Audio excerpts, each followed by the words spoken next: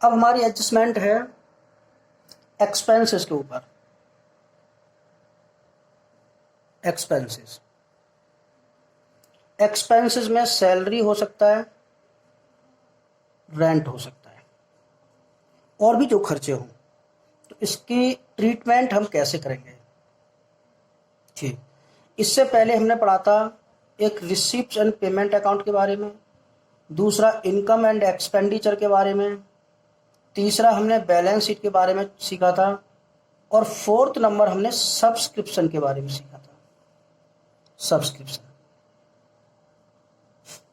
अब हम बात करते हैं एक्सपेंसेस की। एक्सपेंसेस में क्या है, हमें एक रिसिप्ट पेमेंट अकाउंट बना करके देगा।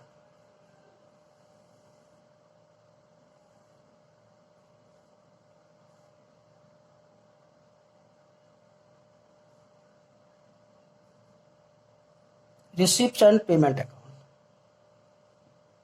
ये रिसिप्ट साइड है, अमाउंट, पेमेंट और अमाउंट। तो यहां पे लिखा होगा हमारा बाई सैलरी। मान लेते हैं सैलरी दी हमें 1 लाख, 1 लाख की हमने पेमेंट किया, और हमें कुछ एडिशनल इंफॉर्मेशन देगा।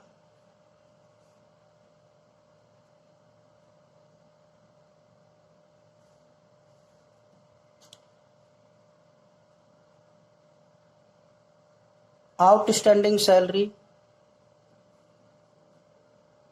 31/12/2019, 31/12/2020 आउटस्टैंडिंग सैलरी, और एक दिया होगा हमें prepaid salary.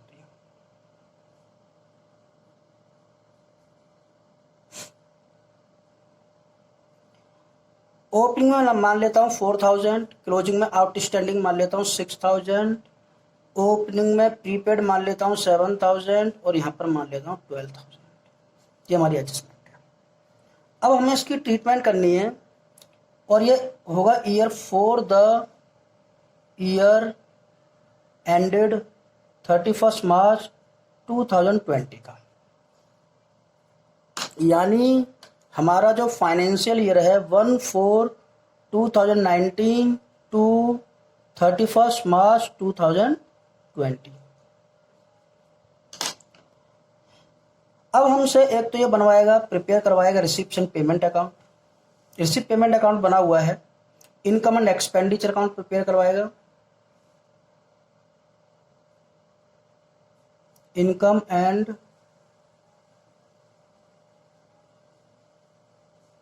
expenditure account for the year ended 31 March 2020 का, और एक हमसे ये ओपनिंग बैलेंस शीट बनवाएगा,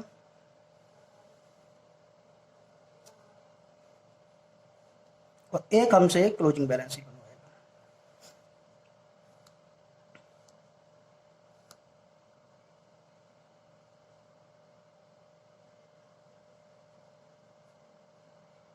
balance sheet as at 31 March 2000, ये 20 होगा, 2020।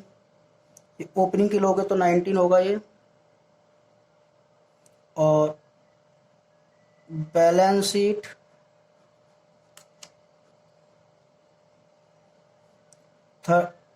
As at 31 March 2020। ये हमारी लायबिलिटी साइड होगी। अमाउंट, असेट्स और अमाउंट। लायबिलिटीज, अमाउंट, असेट्स और अमाउंट। अब देखो, ये हमारी एक्सपेंडिचर है, एक्सपेंडिचर साइड, और ये हमारी इनकम। क्योंकि एक्सपेंडिचर का डेबिट बैलेंस होता है, सिर्फ डेबिट में है, इनकम का क्रेडिट बैलेंस होता है। और यहाँ पर अमाउंट लिख लो या रुपीस। देखो, इस साल मैंने टोटल सैलरी कितनी पे की है? 1 लाख। किस साल की है मुझे नहीं पता, बट मुझे ये पता है कि टोटल मैंने 31 मार्च 2020 में मैंने सैलरी पे की है 1 लाख रुपए। ठीक है, तो मैं यहीं पर ये सैलरी ले लेता हूँ 1 लाख। और आपको पता होगा कि इनकम एंड एक्सपेंडिचर अकाउंट एक तरीके से प्रॉफिट लॉस अकाउंट है, 11th में पढ़ा तुमने। और प्रॉफिट लॉस अकाउंट के डेबिट में खर्चे आते हैं सिर्फ इसी साल के। तो इन चारों एडजस्टमेंट को ध्यान से समझना है कि इसमें से क्या ऐड होगा क्या लेस होगा, ताकि हमें इस साल की इनकम पता चल जाए। और मैंने बताया था कि रिसीव पेमेंट अकाउंट में वो पेमेंट आती है जो हमने इस साल पे किया है, चाहे वो किसी भी साल का हो, उससे फर्क नहीं पड़ता। और इनकम एंड एक्सपेंडिचर में वो पेमेंट आती, वो एक्सपेंस आते जो सिर्फ इस साल के हैं, चाहे वो पे किए हों या ना किए हों। अब टोटल मैंने सैलरी पे की है 1 लाख, और इसमें यह लिखा हुआ है कि इस साल की आउटस्टैंडिंग हमारी 6000 है। इसका मतलब इस साल की आउटस्टैंडिंग 6000 है, मतलब ये इस साल का खर्चा है। और इस साल का खर्चा तो मैंने इस साल पे नहीं किया, बट खर्चा ये इस साल का है। और ये खर्चा अगर इस साल का इस साल पे नहीं किया तो ये इसके अंदर इंक्लूड भी नहीं है, बट ये खर्चा इस साल का है, तो इसलिए इनकम एंड एक्सपेंडिचर के एक्सपेंडिचर साइड में आएगा। तो ये एक्सपेंस इस 1 लाख में जुड़ा हुआ नहीं है, बट खर्चा इस साल का है, इसलिए मैं इसमें ऐड कर दूंगा आउटस्टैंडिंग एंड 6000। ये मैंने इस साल पे नहीं किया, इसको अगले साल पक्का पे कर दूंगा। अगर इसके बारे में कोई बात ना कही गई हो तो आप ये मान लेंगे कि नेक्स्ट ईयर कंफर्म पे हो जाएगा। अच्छा, ऐसे हम पिछले साल की बात करते हैं, पिछले साल का आउटस्टैंडिंग था। अगर ये पिछले साल का क्या पिछले साल मैंने पे कर दिया होगा? नहीं पे किया होगा, जब तो मैं आउटस्टैंडिंग बोल रहा हूँ कि पिछले साल का आउटस्टैंडिंग है। आउटस्टैंडिंग सैलरी पिछले साल की है। अगर पिछले साल पे नहीं किया तो पक्का मैंने इस साल पे कर दिया होगा। अगर इस साल पे किया है तो इस साल की पेमेंट टोटल ये है, तो ये वाले पैसे इसके अंदर जुड़े हुए हैं, और यही पैसा मैंने यहाँ लिया है 1 लाख। इसका मतलब ये खर्चा है पिछले साल का और इस 1 लाख के अंदर शामिल है। और ये 1 लाख इस साल का खर्चा हमारा, इस साल हमने पेमेंट की है, इसमें 4000 पिछले साल का जुड़ा हुआ है, तो इस साल का खर्चा है नहीं, इसलिए मैं इसे लेस कर दूंगा। Outstanding beginning 4000। बात समझ में आई? ये इस साल का खर्चा था, हमने इस साल पे नहीं किया, बट खर्चा इस साल का है इसलिए मैंने जोड़ दिया। ये पिछले साल का खर्चा था, पिछले साल पे नहीं किया, इस साल पे कर दिया, इसमें जुड़ा हुआ है, बट खर्चा इस साल का नहीं, इसलिए मैंने माइनस कर दिया। अब आते हैं हम इस पर। हमने इस साल 2020 में जो चल रहा है, इस साल हमने एडवांस में सैलरी पे कर दी है। और एक बात बताओ, हम किसी भी पर्सन को अगर इस साल सैलरी पे करते हैं एडवांस, वो भी अगले साल की, यानी ये सैलरी हमने जो पे किया इस साल, मानता हूँ पे किया इस साल, लेकिन 21 की सैलरी है, 2021 की, मैंने पे इसी साल कर दी। अगर इसी साल पे कर दी है तो इस साल की टोटल पेमेंट ये है, तो ये 12000 इसके अंदर जुड़े हुए हैं, और यही पैसा मैंने यहाँ लिया है, तो इसका मतलब ये 12000 इस 1 लाख के अंदर जुड़े हुए हैं, जो कि मैंने इस साल पे किया, बट खर्चा इस साल का नहीं है, अगले साल का है, तो मैं इसलिए माइनस कर दूंगा। Prepaid and 12000। ओके। अच्छा, ये मैंने पिछले साल ही एडवांस पे कर दिया था। अगर पिछले साल एडवांस पे किया था 19 में, तो ये 2020 के लिए दिया होगा ना। खर्चा ये 2020 का है। अगर ये खर्चा 2020 का है, एक्सपेंस 2020 का है, बट 2020 में मैंने पे तो किया नहीं है, इसमें शामिल है नहीं, तो पिछले साल ही पे कर दिया, इस साल तो पे किया नहीं है। बट यही पेमेंट मैंने यहाँ पे लिया, तो इसके अंदर ये 7000 जुड़े हुए नहीं है, क्योंकि मैंने साल पे नहीं किया, बट खर्चा ये इस साल का है, इसलिए मैं इसमें ऐड कर दूंगा। Prepaid beginning 7000। तो टोटल हमारी ये पेमेंट आ जाएगी, तो कितना बचेगा? ये 1 लाख में से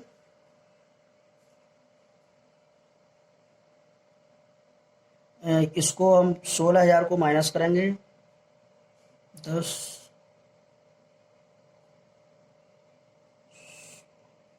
16,000 माइनस करो, 97,000 आएगा। ये हमारा इस साल का खर्चा है।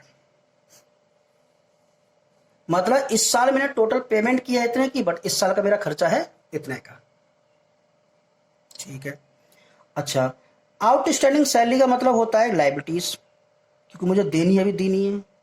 तो ओपनिंग की लायबिलिटीज कितनी है? ओपनिंग बैलेंस शीट ये रही मेरी, तो यहां लिखो आउटस्टैंडिंग सैलरी 4000 और एंड की आउटस्टैंडिंग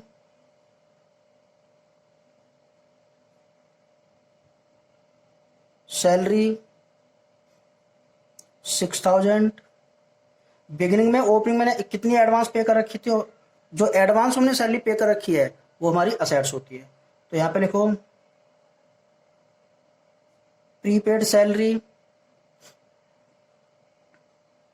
7000, एंड की प्रीपेड सैलरी 12000। कोई दिक्कत नहीं है। तो इस तरीके से हम इसे income and expenditure account, opening balance sheet, closing balance sheet show करेंगे। अब ये मैंने खर्चा दिखाया है, इसको मैं एक्सपेंस अकाउंट बना करके भी निकाल सकता हूं। मैं एक एक्सपेंस अकाउंट बना के दिखाता हूं आपको, मतलब सैलरी अकाउंट बनाता हूं कि सैलरी अकाउंट में ये कैसे पोस्ट होगा।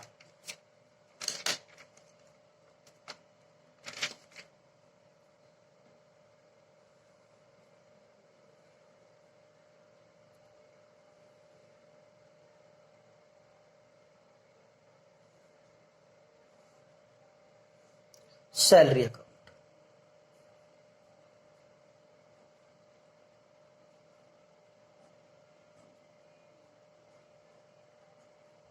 यहां पर लिखो to balance BD by balance CD by balance BD और टू बैलेंस सीडी। मैंने आपको बताया था कि आउटस्टैंडिंग सैलरी हमारी लायबिलिटीज होती है, और लायबिलिटी का बैलेंस कौन सा होता है? क्रेडिट। तो ओपनिंग की लायबिलिटी, क्लोजिंग की लायबिलिटी। तो आउटस्टैंडिंग, ये ओपनिंग की लायबिलिटी, ओपनिंग की लायबिलिटी की वैल्यू कितनी है हमारी बोलो? 4000 और 6000। क्रेडिट बैलेंस होता है, तो ये हो गई हमारी आउटस्टैंडिंग सैलरी बिगिनिंग की, और ये हो गई हमारी आउटस्टैंडिंग सैलरी एंड की। और आपको पता होगा कि प्रीपेड हमारी असेट्स होती है, ओपनिंग में 7000 है और क्लोजिंग में 12000 है, और ये प्रीपेड है। और प्रीपेड हमारी असेट्स होती है, असेट्स का डेबिट बैलेंस होता है, तो वो प्रीपेड ये बिगिनिंग का है और प्रीपेड ये एंड का है। अब ड्यूरिंग द ईयर हमने सैलरी कितनी पे की है? Salary paid. अब बताओ सैलरी पेड की जनरल एंट्री क्या होती है? इसकी जनरल एंट्री होती है salary account debit to cash. भाई सैलरी को हमने डेबिट क्यों किया? क्यों खर्चे है, और खर्चा हमेशा डेबिट में आता है। तो salary account debit to cash, और कैश अकाउंट की आप रिसिप्ट एंड पेमेंट अकाउंट लिख सकते हैं, क्योंकि ये रिसिप्ट पेमेंट अकाउंट ही कैश अकाउंट होता है। कितनी हमने सैलरी पे की है? टोटल 1 लाख। इसलिए रिसिप्ट पेमेंट अकाउंट जो क्रेडिट साइड में दी हुई थी, और हम सैलरी अकाउंट के डेबिट में लिख रहे हैं, और नाम लिखेंगे receipt and payment account. Total value 1 lakh है।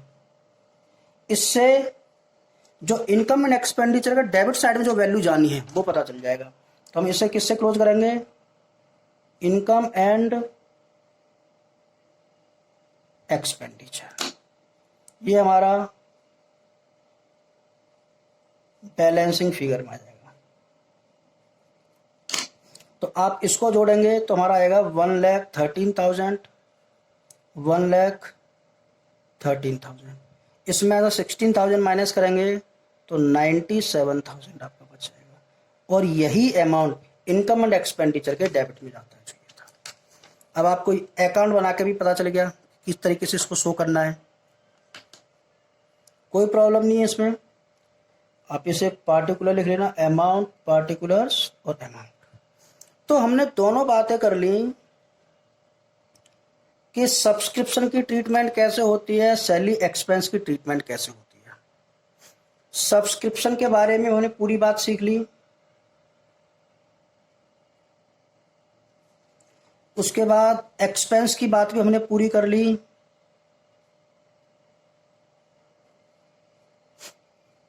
अब हम सीखेंगे फंड बेसिस अकाउंटिंग।